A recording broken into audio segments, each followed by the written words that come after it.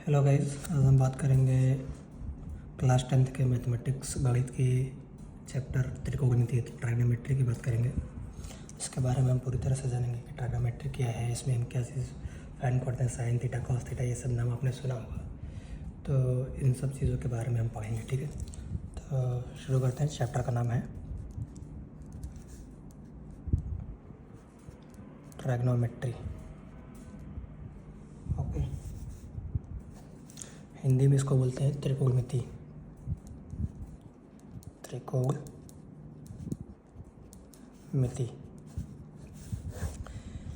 तो ये जो त्रिकोण है, त्रिकोणमिति जो है, ये दो शब्द से बना है, त्रिकोण प्लस मिति। त्रिकोण का मतलब होता है तीन कोण। क्या? तीन कोण, मतलब तीन कोण वाली आकृति। तीन कोण वाली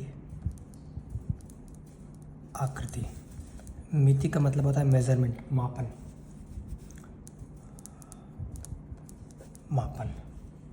इसको या इंग्लिश में मेजरमेंट बोलते हैं। ओके, तो तीन कोण वाली आकृति का मापन क्या कहेगा? त्रिकोणमिति। अब तीन कोण किसमें होते हैं? त्रिभुज में, ठीक है। तो अगर हम बात करें कि त्रिकोणमिति के बारे में कि त्रिकोणमिति क्या है, तो इसकी डिफिनेशन लिख लो। डेफिनेशन,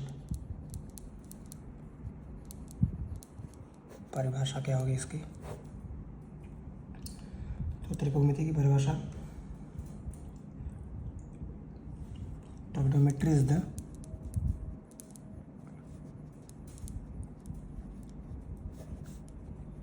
द study of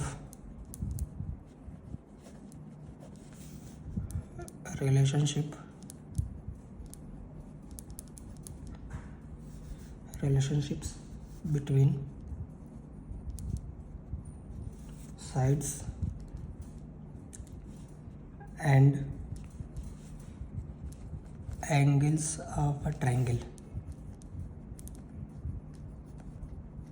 ठीक है। तो ट्राइगोनोमेट्री त्रिकोणमिति क्या है? त्रिकोणमिति त्रिभुज के भुजाएं और उसके कोणों के बारे में जो अध्ययन है, उसे हम क्या बोलते हैं? त्रिकोणमिति। त्रिभुज के भुजाओं और उसके एंगल, उसके कोणों के अध्ययन का के बारे में जो बताए, उसको क्या बोलते हैं? त्रिकोणमिति, ठीक है। अब त्रिभुज है, तो हम त्रिकोणमिति में मेनली हम राइट एंगल ट्रायंगल की ही बात करेंगे। समकोण त्रिभुज, जो पूरी त्रिकोणमिति है, वो पूरा त्रिकोणमिति राइट एंगल ट्रायंगल के समकोण त्रिभुज के आसपास ही घूमता है, अराउंड ही रहेगा, ठीक है। ये पूरा त्रिकोणमिति। तो लिखो, इन trigonometry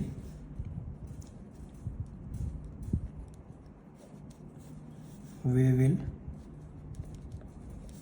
study about a right angle triangle, ठीक है।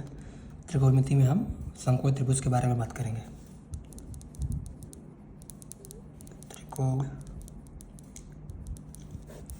में हम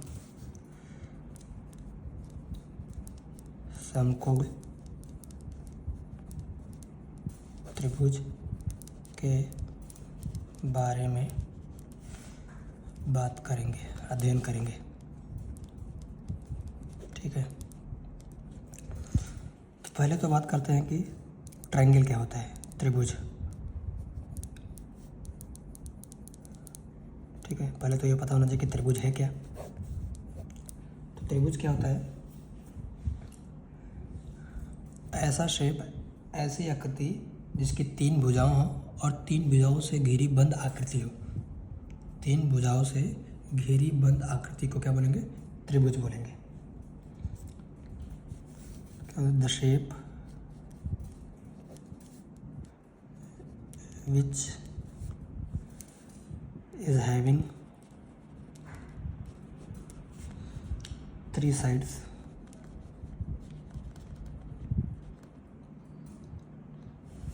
and closed। ठीक है, मतलब 3 भुजाओं से घिरी बंद आकृति को त्रिभुज कहते हैं। ठीक है, अब 3 भुजाओं से घिरी बंद आकृति कई तरह से हो सकती है। जैसे देखो, ये भी एक त्रिभुज है, ABC,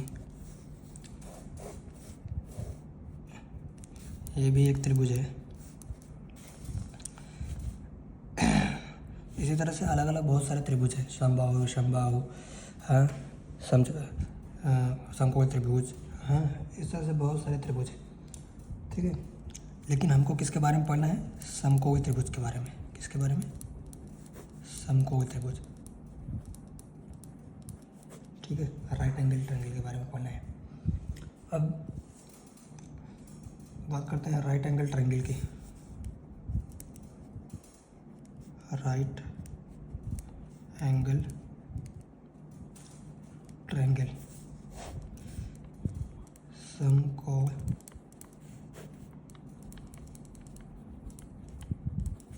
त्रिभुज। मतलब समकोण त्रिभुज का मतलब जिस त्रिभुज का एक कोण क्या हो, 90 अंश का हो। ठीक है, जिस त्रिभुज का एक कोण क्या हो, 90 अंश का। जैसे मान लो ये क्या है, इसकी 3 भुजाएं हैं, 1 भुजा, 2 भुजा, तीसरी भुजा। मान लो ABC, AB एक भुजा हो गई, BC एक भुजा हो गई, AC तीसरी भुजा हो गई। तो त्रिभुज की कितनी? 3 भुजाएं।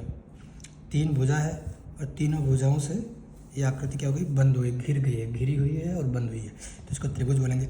लेकिन ये समकोण त्रिभुज, समकोण त्रिभुज का मतलब जिस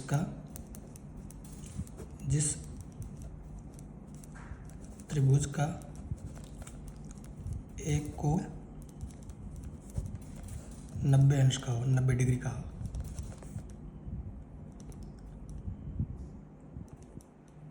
उसे समकोण त्रिभुज बोलेंगे। समकोण त्रिभुज कहते हैं। तो समकोण त्रिभुज, इस त्रिभुज में जो ये समकोण त्रिभुज है, ये त्रिभुज का कौन सा कोण 90 अंश है? ये वाला कोण कितना है? 90 अंश का। ठीक है, जहाँ पर कॉर्नर मिलता है वहाँ पर कोण बनता है। जैसे यहाँ पर कोण बन रहा है 90 अंश का, यहाँ पर भी कुछ कोण बनेगा, यहाँ पर भी कुछ कोण बनेगा। ठीक है, त्रिभुज के तीनों कोण का योग कितना होता है? किसी भी त्रिभुज के तीनों कोण का योग कितना होता है? 90, 90, 180। तो किसी भी त्रिभुज के तीनों कोण का योग 180 होता है। ठीक है,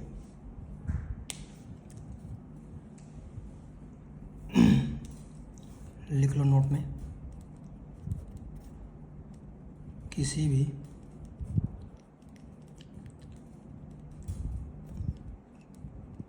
त्रिभुज के तीनों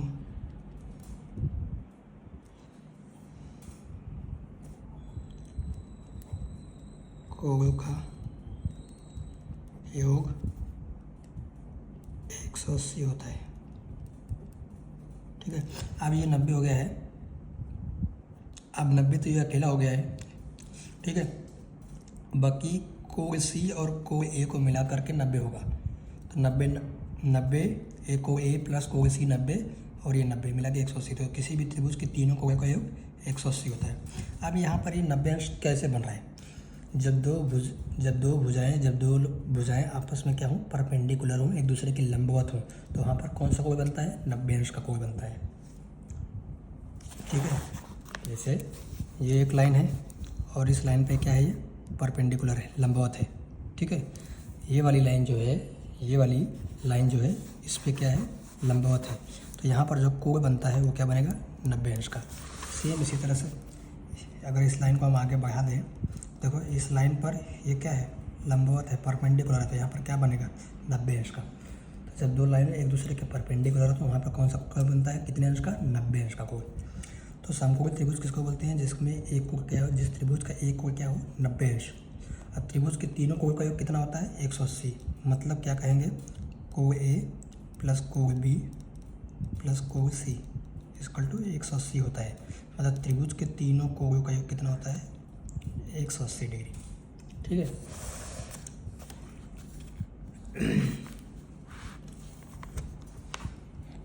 तो पता चल गया कि समकोणीय त्रिभुज क्या है, जिसका एक कोण क्या हो 90 अंश का। अच्छा, कोण को हम ऐसे प्रदर्शित करते हैं, जहाँ पर दो भुजाएं आपस में मिलती है कॉर्नर पे, वहाँ पर कुछ न कुछ कोण बनता है। तो कोण को हम कैसे प्रदर्शित करते हैं, ऐसे।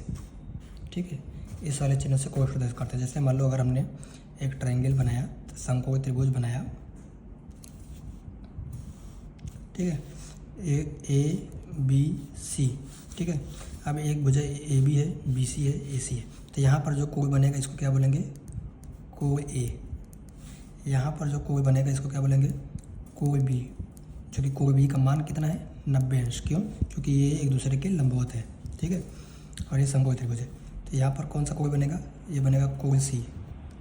ठीक है, तो अब किसी भी त्रिभुज के कोण, तीनों को भुजाओं का योग, तीनों कोणों का योग कितना होता है 180। कोण ए प्लस कोण बी प्लस कोण सी बराबर 180 डिग्री। ठीक है, इतना तो समझ में आया होगा। अब हम बात कर लें तो हमारी जो ट्रायग्नोमेट्री है, हम पूरे ट्रायग्नोमेट्री में सिर्फ समकोणीय त्रिभुज की ही बात करेंगे, राइट एंगल ट्रायंगल की ही बात करेंगे। ठीक है, तो एक बार फिर से देखो राइट एंगल ट्रायंगल के बारे में।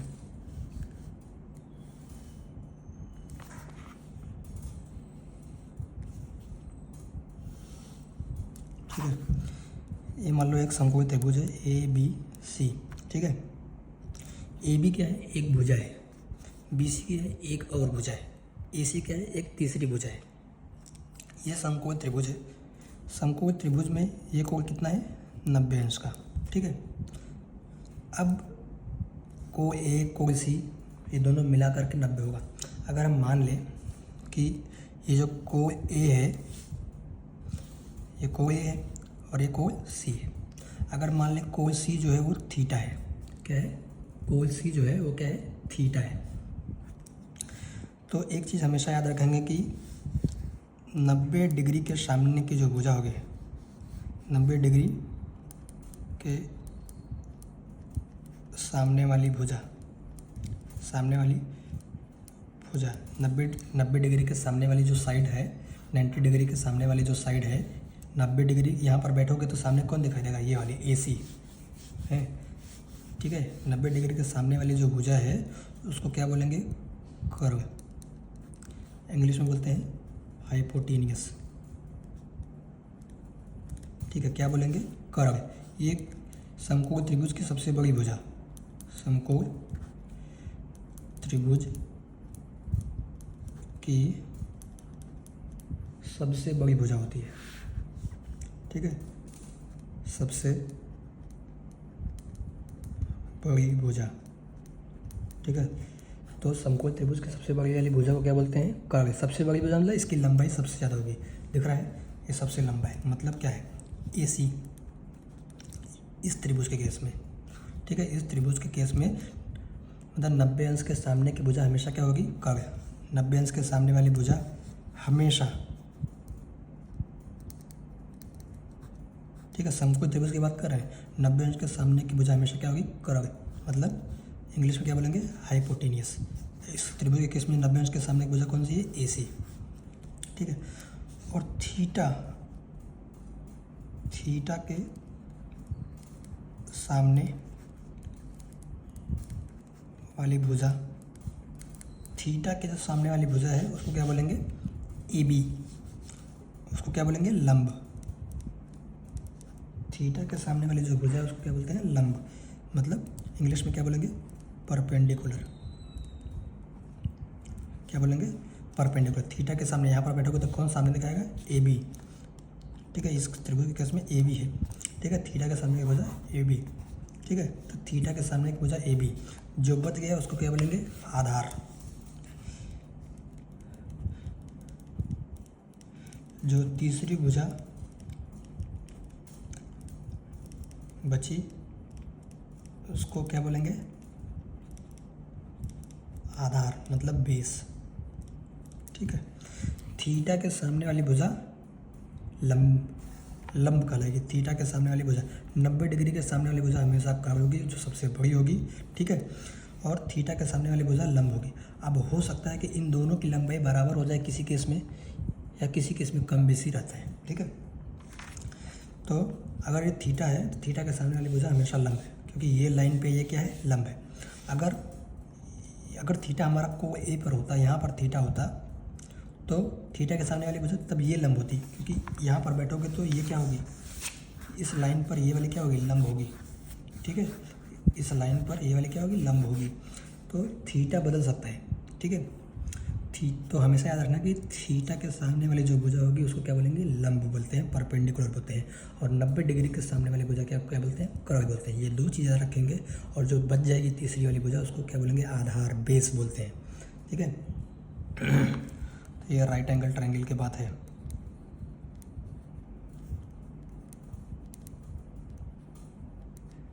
ठीक है। समकोण त्रिभुज की बात त्रिकोणमिति में। तो हमेशा याद रखना है कि 90 अंश के सामने वाली भुजा जो होगी वो क्रॉस होगी, और वो क्या होती है, सबसे बड़ी भुजा होती है, उसकी लंबाई सबसे ज़्यादा होती है। फिर थीटा के सामने वाली भुजा क्या बोलेंगे, लंब बोलते हैं। चाहे थीटा, अगर यहाँ पर थीटा है तो थीटा इसके सामने वाली भुजा क्या होगी, ए बी जो होगी वो लंब होगी।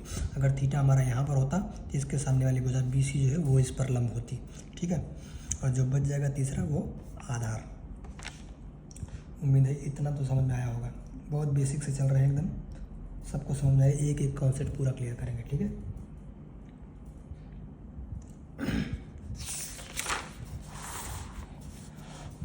अब आगे बात करते हैं कुछ ट्राइगोनोमेट्रिक फंक्शंस हैं। कुछ क्या है, ट्राइगोनोमेट्रिक फंक्शन है। जैसे मान लो ये हमारा समकोण त्रिभुज है। ठीक है। A B C. ठीक है। ये कोण क्या है, 90 अंश है, समकोण त्रिभुज है। मान लिया कि ये थीटा है। ठीक है। तो हमने पहले ही बता दिया है कि ये वाली जो भुजा है ये क्या है, लंब है। थीटा के सामने वाली भुजा क्या है, लंब है। क्या बोलते हैं इसको, परपेंडिकुलर। ठीक है। 90 अंश के सामने वाली जो भुजा है उसको क्या बोलते हैं, कर्व। क्या है इंग्लिश में, हाइपोटेनियस। ठीक है। जो बच गया तीसरी भुजा उसको क्या बोलेंगे, आधार। क्या बोलेंगे, आधार, मतलब इंग्लिश में क्या बोलते हैं, बेस। ठीक है। तो हमने बता दिया कि 90 अंश के सामने की भुजा को कर्व बोलेंगे, थीटा के सामने वाली भुजा लंब। ठीक है। बता दिया था पहले, 90 के लिख लो, इसके सामने वाली भुजा कर्व होगी। ठीक है। और थीटा के सामने, इसके सामने वाली भुजा, इसके सामने वाली भुजा लंब। ठीक है। अब देखो, अब हमको मान लो बताना कुछ ट्राइगोनोमेट्रिक फंक्शन है। जैसे नाम सुना होगा, sine theta, cos theta, tan theta. ठीक है। Cosec theta, sec theta, cot theta. ठीक है। इन सब के नाम सुनेंगे। ये 6 ट्राइगोनोमेट्रिक फंक्शन है। इनको याद रखना है, sine theta, cos theta, tan theta, cosec theta, sec theta, cot theta. पूरा ट्राइगोनोमेट्री में हम यही सब यूज़ करेंगे। ठीक है। अब बात करते हैं कि ये राइट एंगल ट्रायंगल से इनका क्या संबंध है, क्या रिलेशन है, इसके बारे में बात करते हैं। तो ये जो थीटा है इसके सामने वाली भुजा पहले बता दिया कि लंब है। तो साइन थीटा बराबर क्या होता है, फार्मूला है, सूत्र है, साइन थीटा इक्वल टू लंब बटे कर्ग क्या होता है, लंब बटे कर्ग। साइन थीटा इक्वल टू लंब, थीटा के सामने का लंब ए बी बटे कर्ग 90 के सामने के बजाय ए सी। ठीक है, सो याद रखना है, हमेशा याद रखना है साइन थीटा बराबर लंब बटे कर्ग। ए बी बी सी ये मैं नहीं लिख रहा क्योंकि किसी भी ट्रायंगल में मान लो हम इसको पी क्यू आर कर दिया, क्यू बी सी कर दिया, कुछ भी कर दिया तो आप कंफ्यूज हो सकते हैं, इसलिए हमने सीधा बता दिया साइन थीटा इक्वल टू लंब बटे कर्ग। ये यूनिवर्सल है, हमेशा याद रखना है साइन थीटा बराबर क्या होगा, लंब बटे कर्ग। अब हमको त्रिभुज में से देख लेना होगा कौन सा लंब है, कौन सा कर्ग है, कौन सा आधार है, ये तो बता दिए हैं किसी कैसे पता चलता है।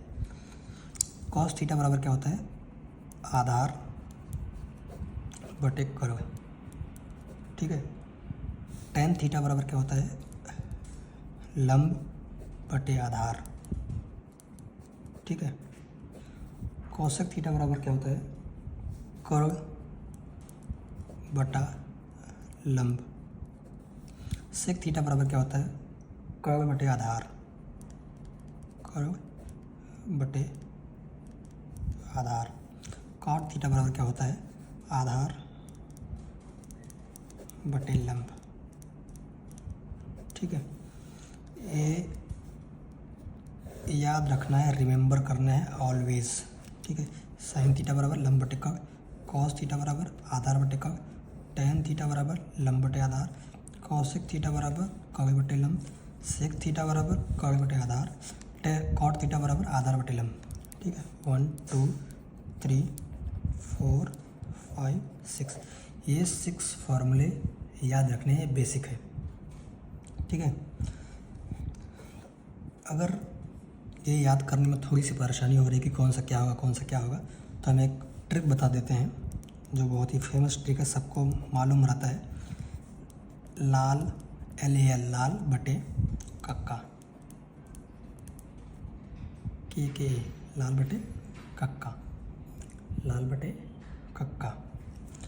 अब अगर साइन थीटा की बात करें तो पहला वाला साइन थीटा लंब बटे कर्ग, लंब बटे कर्ग, लंब बटे कर्ग।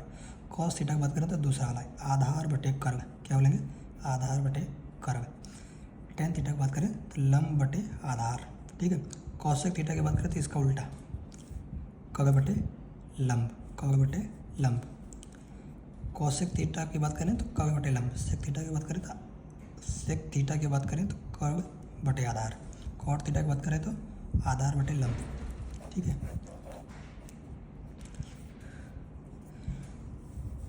एक चीज़ हमको यहाँ से क्या पता चल रही है, देखो साइन थीटा बराबर लंब बटे कर्ग, कॉसेक थीटा बराबर कर्ग बटे लंब, उल्टा कर्ग बटे लंब।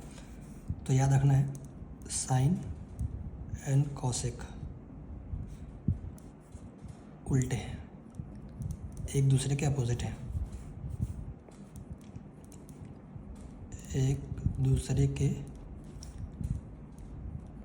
उल्टे। मतलब अगर साइन थीटा का मान 5/3 है तो कॉसेक थीटा का मान 3/5। ठीक है, जैसे अगर साइन थीटा का मान 5 है तो कॉसेक थीटा का 1/5। ठीक है, उल्टा। उसी तरह से कॉस एंड सेक एक दूसरे के उल्टे हैं, उसी तरह से टेन एंड कॉट एक दूसरे के उल्टे हैं। ठीक है, तो ये ट्रिक याद रखनी है कि हम पूछेंगे साइन थीटा बराबर तो बोलेंगे लंब बटे कर्ग, कॉस थीटा बराबर आधार बटे कर्ग, टेन थीटा बराबर लंब बटे आधार, कॉसेक थीटा तो इसका उल्टा साइन का उल्टा कर्ग बटे लंब, सेक थीटा बराबर कॉस का उल्टा कर्ग बटे आधार। ठीक है, कॉट थीटा बराबर टेन का उल्टा आधार बटे लंब। आया समझ में? इतनी चीज़ समझ में आ गई होगी सबको, उम्मीद करता हूँ इतनी चीज़ समझ में आ गई होगी। अब जैसे जो हमने राइट एंगल ट्रायंगल बताया था, जो एक शंकु त्रिभुज के बारे में बताया ना, इसके बारे में एक और चीज़ जान लेते हैं। एक थियरम है, एक प्रमेय है, पाइथागोरस का प्रमेय, पाइथागोरस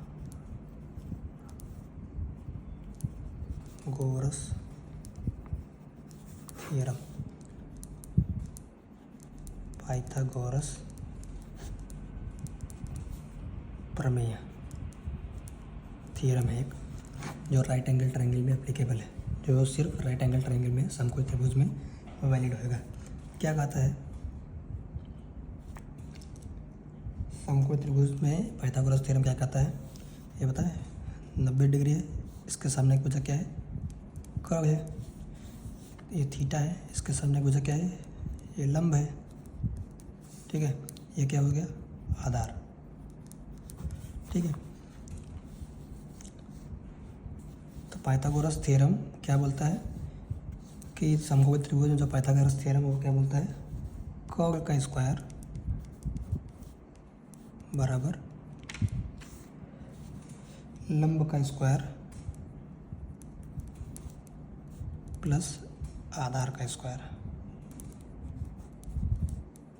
ठीक है।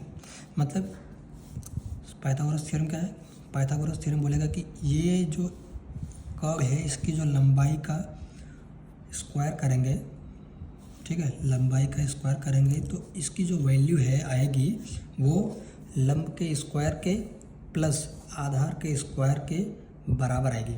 मतलब ये जो कर्व का स्क्वायर होगा वो लंब के स्क्वायर और आधार के स्क्वायर के योगफल के बराबर, कर्व का जो स्क्वायर होगा वो लंब के स्क्वायर और आधार के स्क्वायर के योगफल के बराबर होगा, ठीक है। ये है पाइथागोरस थ्योरम। पाइथागोरस थ्योरम याद रखना है, कर्व का स्क्वायर बराबर लंब का स्क्वायर प्लस आधार का स्क्वायर, ठीक है। इंग्लिश में अगर बोलेंगे तो हाइपोटेनियस का स्क्वायर बराबर परपेंडिकुलर का स्क्वायर प्लस बेस का स्क्वायर, ठीक है। तो ये चीज़ याद रखनी है। पाइथागोरस थ्योरम मैं पूछ सकता हूँ, अगर कहीं भी पूछा पाइथागोरस थ्योरम क्या है तो Pythagoras theorem right angle triangle में पाइथागोरस थ्योरम क्या है कि कर्व का स्क्वायर बराबर लंब का स्क्वायर प्लस आधार का स्क्वायर, ठीक है। मैं ये भुजा के हिसाब से नहीं लिख रहा हूँ कि ए बी का स्क्वायर प्लस बी सी का स्क्वायर ऐसे ऐसे नहीं लिख रहा हूँ, क्यों, क्योंकि अगर मैं इधर नंबर चेंज कर दूँ, एक जगह पे पी लिख दूँ, क्यू लिख दूँ तो आप कंफ्यूज हो सकते हैं, इसलिए मैं उसको नहीं लिख रहा हूँ। मैं सीधा फार्मूला लिख रहा हूँ, कर्व का स्क्वायर बराबर लंब का स्क्वायर प्लस आधार का स्क्वायर। ये पाइथागोरस थ्योरम है, ठीक है। इतनी चीज़ तो सबको समझ में आ गई होगी। अब हम थोड़ा एक क्वेश्चन करते हैं, उस क्वेश्चन से थोड़ा हम निकालेंगे, जानेंगे कि कैसे वैल्यू निकालेंगे, कैसे क्या निकालेंगे, ठीक है। जैसे मान लो क्वेश्चन है, एक क्वेश्चन दे रहा हूँ, एक राइट एंगल ट्रायंगल है, क्या है, एक राइट एंगल ट्रायंगल है, भुजा है ए बी सी, ठीक है। अगर मान लो ए बी जो है, ए बी जो है वो एक है, ए बी क्या है, एक है। ये समकोण त्रिभुज है, समकोण त्रिभुज में ये जो ओ है इसकी वैल्यू क्या है, 30 डिग्री है, ठीक है। और ये वाली जो भुजा है कर्व वो 2 है। तो पूछ रहा है कि आधार क्या होगी, बेस फाइंड आउट करना है, ठीक है। तो बेस जब हम पाइथागोरस थ्योरम का यूज़ कहाँ पर करते हैं, जब 2 भुजा हमको पता हो और तीसरी भुजा निकालनी हो, जब 2 भुजा पता हो और तीसरी भुजा निकालनी हो तो हम पाइथागोरस थ्योरम का यूज़ करते हैं। अब हमको 2 भुजा इधर पता है, तीसरी भुजा निकालनी मतलब आधार निकालनी है, तो इसका सॉल्यूशन कैसे करेंगे, ठीक है। या एक क्वेश्चन और दे देता हूँ, find all sides. All sides मतलब वही है, या बात करें या पूरे ट्रायगोनोमेट्रिक फंक्शन फाइंड करने, फाइंड साइन कॉस टेन, ये थीटा है हमारा ना 30 डिग्री, ठीक है। नहीं चलो अच्छा, इसका हम बस बेस निकालते हैं अभी। पाइथागोरस थ्योरम क्या कहता है, कर्व का स्क्वायर, अब 90, ये 90 डिग्री है, ठीक है, ये वाली भुजा क्या है, कर्व है। तो पाइथागोरस थ्योरम क्या कहता है, कर्व का स्क्वायर, क्या, कर्व का स्क्वायर, कर्व का स्क्वायर क्या है, पाइथागोरस थ्योरम कर्व का स्क्वायर बराबर ये पूरा क्या है, लंब का स्क्वायर प्लस आधार का स्क्वायर, ठीक है। तो कर्व का स्क्वायर मतलब 2 का स्क्वायर बराबर लंब मतलब थीटा के सामने है ये लंब 1 का स्क्वायर प्लस आधार मतलब आधार तो निकालना ही है, 2 दूना 2 का स्क्वायर 4 हो गया, 1 का स्क्वायर 1 प्लस आधार का स्क्वायर, ठीक है। तो ये 1 को इधर लेकर 3, 4 - 1 3 हो गया, ये आधार का स्क्वायर। आधार का स्क्वायर है तो आधार बराबर क्या हो जाएगा, स्क्वायर इधर से हटेगा तो इधर अंडर रूट लग जाएगा। तो आधार का मान कितना गया, √3। क्या गया, √3। मतलब बेस जो आ गया वो क्या आ गया, √3। ये हमारा क्या हो गया, आंसर। मतलब ये वाली जो BC है इसकी लंबाई क्या होगी, √3। ठीक है, पता चला कैसे लगाए। दो भुजा मालूम थी, तीसरी भुजा निकाल ली है तो हम पाइथागोरस थ्योरम लगा दिए। पाइथागोरस थ्योरम क्या है, कवि का स्क्वायर बराबर लंब का स्क्वायर प्लस आधार का स्क्वायर। अब कवि का स्क्वायर मतलब कवि का मान कितना है, AC का मान कितना, कवि ये है AC, इसका मान कितना है 2, 2 का स्क्वायर बराबर लंब का स्क्वायर, लंब कितना है AB, थीटा के सामने लंब ये 1 का स्क्वायर प्लस आधार हमको निकालना है, आधार का स्क्वायर। 2 का स्क्वायर 4, 1 का स्क्वायर 1 प्लस आधार का स्क्वायर, 1 को इधर लेके जाएंगे, 4 - 1 3 हो गया, आधार का स्क्वायर। जब इधर से स्क्वायर हटेगा तो इधर अंडर रूट लग जाता है, तो मालूम है बेसिक है, आधार बराबर √3। तो मतलब बेस का मान कितना गया, √3। मतलब बेस मतलब ये BC की लंबाई जो आएगी वो क्या, √3। तो आप देख सकते हैं कि सबसे बड़ी वाली भुजा के मान कितना है, 2 है। ठीक है, उससे कम अब इन दोनों में हो सकता है, ये दोनों बराबर भी हो सकती हैं, कम भी हो सकती हैं, ज़्यादा भी हो सकती हैं, इससे ज़्यादा नहीं हो सकती। ठीक है, अच्छा अगर इसी क्वेश्चन को थोड़ा और एक दूसरे तरीके से करें, चलो देखो एक और क्वेश्चन। ठीक है, बोलता है एक समकोण त्रिभुज है ABC, इसमें क्वेश्चन दिया है sin 30 की वैल्यू जो है वो 1/2 है। फाइंड ऑल साइड्स, कह रहा है ऑल साइड्स निकालना है। sin 30 की वैल्यू 1/2 है। ऑल साइड्स मतलब लंब, कर्व, आधार सब निकालना है, तीनों साइड्स निकालनी है। ठीक है, तो ये तो पता है कि हमको 90 है। ठीक है, अब sin 30 अंश मतलब थीटा, sin 30 अंश मतलब ये वाले कोण जो है वो 30 अंश दिया है। ठीक है, अब हमको पता है कि ये sin 30 की वैल्यू दी है 1/2। अब हमको पता है sin थीटा बराबर क्या होता है, हमने पीछे बताया था अभी, sin थीटा बराबर लंब बटे कर्व। ये सूत्र याद रखना, लंब बटे कर्व। तो क्या होता है, लंब बटे कर्व। ठीक है, sin थीटा बराबर लंब बटे कर्व। आप कंपेयर कर दो, देखो तो मतलब sin थीटा बराबर लंब बटे कर्व मतलब ये वाली क्या होगी, लंब होगी, और ये वाली क्या होगी, कर्व होगी। मतलब यही तो है, sin थीटा बराबर लंब बटे कर्व। मतलब जो ऊपर वाला है वो लंब हो गया, जो नीचे वाला है कर्व हो गया। sin थीटा का मान दिया तो sin 30 का मतलब हमारा क्या है, लंब बराबर क्या है, 1 है, कर्व बराबर क्या है, 2। ठीक है, यही तो है, लंब का मान 1 दिया है, कर्व का मान 2 दिया है। अब रख दो इधर, ये 1 हो गया, कर्व का मान 2 हो गया। अब तीसरी भुजा निकालनी है तो लगा दो पाइथागोरस थ्योरम। पाइथागोरस प्रमेय, कर्व का स्क्वायर बराबर लंब का स्क्वायर प्लस आधार का स्क्वायर, कर्व का स्क्वायर 2 का स्क्वायर, लंब का स्क्वायर 1 का स्क्वायर प्लस आधार का स्क्वायर, 4 - 1 आधार का स्क्वायर, 3 आधार का स्क्वायर, तो आधार बराबर √3। आया समझ में। तो sin थीटा, sin 30 अंश, sin 50 कुछ भी दिया है तो उससे हमको उस भुजा के बारे में पता चलता है, भुजा की लंबाई के बारे में पता चल जाएगा। उसको रख करके हम तीसरी साइड निकाल सकते हैं पाइथागोरस थ्योरम का यूज़ करके। तो इस तरह से क्वेश्चन हम लगाते हैं। एक चीज़ याद रखना कि जैसे मैं बोल रहा हूँ कि sin थीटा का मान, sin 30 अंश का मान 1/2 दिया है। ठीक है, अब sin 30 अंश का मान 1/2 दिया है। अच्छा एक चीज़ और, जैसे मान लो देखो, एक चीज़ याद रखना, साइन स्क्वायर थीटा और साइन थीटा का होल स्क्वायर। ठीक है, साइन थीटा का स्क्वायर एंड साइन थीटा का होल स्क्वायर दोनों एक नहीं है, बराबर नहीं होंगे। साइन स्क्वायर थीटा और साइन थीटा का होल स्क्वायर ये बराबर नहीं है। जैसे मान लो कि थीटा की वैल्यू जो है वो 30 डिग्री अगर है, ठीक है, ये समझाने के लिए बता रहा हूँ। मान लो अगर थीटा की वैल्यू 30 डिग्री है तो मान रख के देखो क्या दोनों बराबर आते हैं। अगर तुम कह रहे हो कि साइन स्क्वायर थीटा और साइन थीटा का होल स्क्वायर बराबर है, देखो रख करके, साइन स्क्वायर थीटा का मतलब क्या हो गया, साइन स्क्वायर थीटा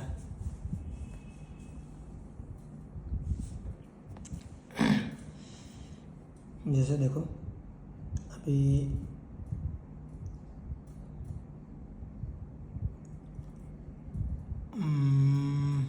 अच्छा देखो, sine square theta equal to sine theta का होल स्क्वायर, हाँ सॉरी, हाँ साइन स्क्वायर थीटा ये साइन थीटा का होल स्क्वायर बराबर है, ठीक है, ये बराबर होते हैं, ये याद रखना है, ठीक है। लेकिन जैसे अगर हम लिखें साइन थीटा का होल स्क्वायर, तो इसका मतलब ये नहीं होगा कि आप साइन थीटा का स्क्वायर कर दें, नहीं, ये स्क्वायर जो लगेगा ये यहाँ पर लगेगा, साइन स्क्वायर थीटा का स्क्वायर आप नहीं करेंगे, ठीक है, ये बराबर नहीं होगा, ठीक है, क्योंकि थीटा का स्क्वायर 30 डिग्री का स्क्वायर कर देंगे आप, ठीक है, तो ये बराबर नहीं होगा, ये बराबर होगा, ठीक है, ओके। तो साइन थीटा का होल स्क्वायर को हम क्या लिखे, sign square theta, not sign theta का स्क्वायर, ओके, क्यों, बिकॉज थीटा इज एंगल, ठीक है, तो जो भी स्क्वायर लगेगा यहाँ पर लगेगा, थीटा के ऊपर स्क्वायर नहीं लगेगा, ठीक है। तो इतनी चीज़ तो समझ में आ गई होगी। जैसे अगर मान लो हम क्वेश्चन दे रहे हैं, आप if sine P equal to 3/4, then find करना है क्या, cos p and tan p। देखो अब हमको ये नहीं बताएगा बार बार कि ये राइट एंगल ट्रायंगल है, ऐसा है वैसा, ऐसा कुछ नहीं, क्योंकि साइन कॉस के बारे में डील कर रहे हैं, तो हमको मान के ही चलना है कि साइन कॉस ट्रायंगोमेट्री, ट्रायंगोमेट्री मतलब राइट एंगल ट्रायंगल, ठीक है। तो साइन पी की वैल्यू दी है 3/4, साइन थीटा बराबर क्या होता है हमको पता है, साइन थीटा बराबर लंब बटे कर्व, यही ना, मतलब जो ऊपर वाली भुजा होगी वो लंब होगी, ये क्या हो गई लंब, ये जो नीचे वाली भुजा क्या होगी कर्व। साइन पी मतलब ट्रायंगल जो होगा यहाँ पे जो कोण बन रहा होगा वो पी बन रहा होगा, मतलब किसी तरह से बन रहा होगा, देखो राइट एंगल ट्रायंगल है, मान लो ये पी है, ये क्यू है, ये आर है, तो साइन पी मतलब ये वाला जो थीटा है ये पी है, कोण पी है, ठीक है। तो पी के सामने वाली भुजा क्या होगी लंब, ये लंब हो गई, और ये 90 डिग्री है, इसके सामने की भुजा कर्व मतलब 4, ठीक है, मतलब हमको ये वाली भुजा निकालनी है, थीटा के सामने का ये लंब, तो ये वाली क्या हो गई आधार, मतलब हमको पी की निकले। अब पाइथागोरस थ्योरम लगा दो, कर्व का स्क्वायर, ये कर्व हो गई ना, पता है ना, ये कर्व हो गया, ये लंब हो गया, ये आधार, आधार ही निकालना है, कर्व का स्क्वायर बराबर लंब का स्क्वायर प्लस आधार का स्क्वायर, कर्व का स्क्वायर 4 का स्क्वायर, लंब का स्क्वायर 3 का स्क्वायर प्लस आधार का स्क्वायर, 4 चौका 16, 9 3 त्रिका 9 प्लस आधार का स्क्वायर, 16 - 9 7, आधार का स्क्वायर, आधार बराबर क्या हो जाएगा, स्क्वायर हटेगा तो इधर अंडर रूट लग जाएगा, √7, मतलब ये वाली जो भुजा आएगी इसका मान क्या होगा √7। अब cos p निकलना है, cos p, cos थीटा बराबर आधार बटे कर्व, क्या आधार बटे कर्व, cos थीटा बराबर आधार बटे कर्व, आधार कितना है √7 बटे कर्व कितना है 4, ये हो गया cos p का मान। tan p का निकलना है, tan थीटा बराबर क्या होता है लंब बटे आधार, क्या होता है लंब बटे आधार, ठीक है, tan थीटा बराबर लंब बटे आधार, तो लंब कितना है 3, क्योंकि p मतलब p के सामने वाली भुजा, कोई p के सामने वाली भुजा, tan थीटा बराबर लंब, लंब मतलब 3, आधार बटे √7 है, समझ में। तो इस तरह से सब चीज़ें निकालते हैं, ठीक है। तो उम्मीद करता हूँ कोई भी परेशानी नहीं होगी।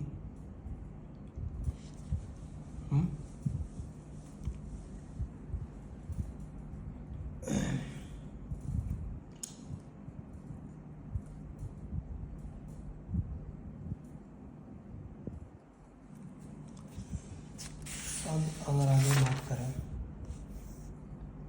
कि यहाँ तक तो सबको समझ में आ ही गया होगा,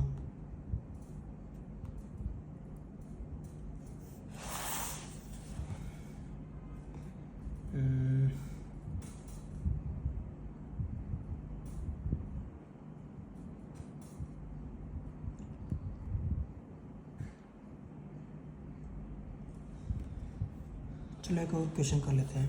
तो हमारा एक्सरसाइज का क्वेश्चन है एनसीईआरटी का क्लास 10th का एक्सरसाइज नंबर 8.1। बोलता है एक त्रिभुज है in triangle ABC, right angle at B, जो राइट एंगल है वो B पर है, और AB equal to 24 centimetre, BC equal to 7 centimetre. तो डिटरमाइन करना है, फाइंड आउट करना है, बताना क्या है। साइन ए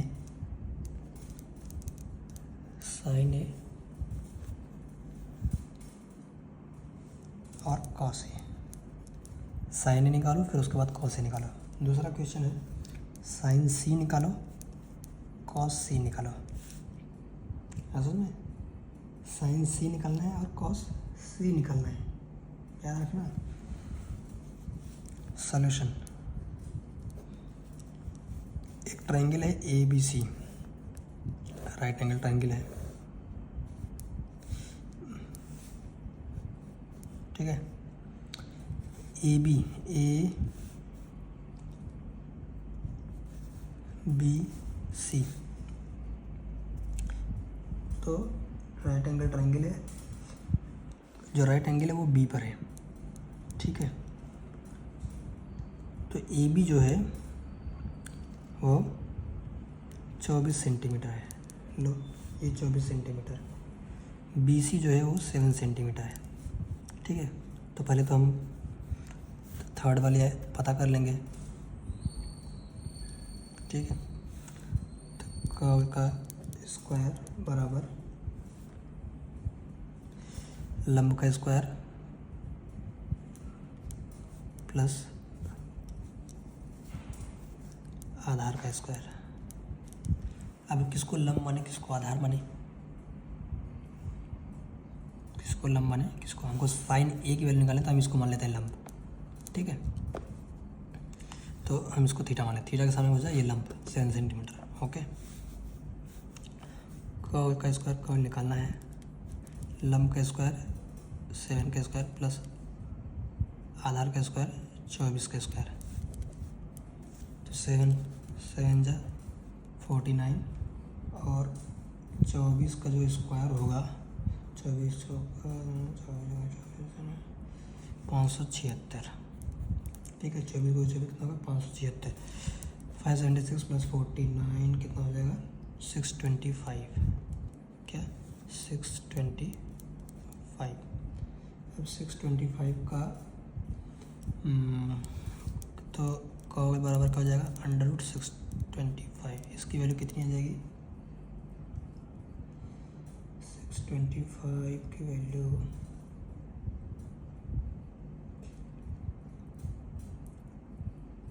25, 25 625, ओके। तो कर्व की वैल्यू क्या आ गई 25। देख रहे हैं ये सबसे ज़्यादा आएगी, ये सबसे ज़्यादा, सबसे बड़ी भुजा कर्व। अब साइन ए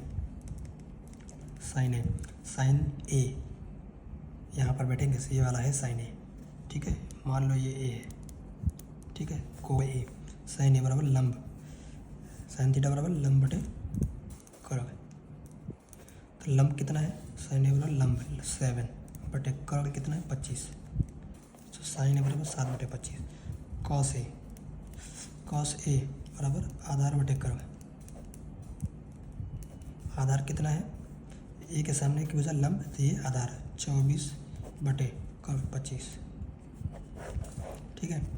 अब बात करते हैं दूसरे वाले क्वेश्चन की। साइन सी मतलब आपको यहाँ पर है, ठीक है। तो साइन थीटा बराबर लंब बटे कर्व, ठीक है। अब हमको जो लंब और कर्व या आधार जो देखना है, लंब और आधार जो कर्व तो वही रहेगा, लंब और आधार जो देखना है वो हम सी पर बैठ करके देखिए। अब ये सी यहाँ पर बैठे, अब पता है कि जिस कोण की बात करेंगे उसके सामने वाली भुजा हमेशा क्या होगी लंब। तो अब इसके सामने वाली भुजा लंब कौन सी है 24, लंब 24 बटे कर्व तो हमेशा रहेगी, ठीक है। कॉस सी की बात करें, अगर कॉस सी की बात करें, कॉस थीटा बराबर आधार बटे कर्व, आधार बटे करोड़। अब आधार सी के सामने बैठेंगे तो ये लंब हो गई, तो ये लंब हो गई, तो ये वाला आधार, मतलब आधार कितना हो गया 7 बटे करोड़, तो हमेशा रहेगा बड़ी वाली cos c बराबर 7 बटे 25। ठीक है, तो इस तरह से क्वेश्चन करते हैं। आई होप्स आपको समझ में आएगा। आगे के लेक्चर में हम बात करेंगे इसके आगे वाली चीज़ों के बारे में। ट्राग्नोमेट्रिक फंक्शन, ट्राग्नोमेट्रिक रेशियो की बात कर लिए, इसकी बात कर लिए। आगे हम ट्राग्नोमेट्रिक क्वांटिटीज़ की बात करेंगे, कुछ उसके आगे सॉल्व करेंगे, क्वेश्चन करेंगे, बहुत सारे क्वेश्चन करेंगे। ठीक है, आई होप आपको ये वीडियो पसंद आया होगा। अगर वीडियो पसंद आया तो चैनल को लाइक करें, सब्सक्राइब करें और शेयर करें। ठीक है, thank you so much for watching my video.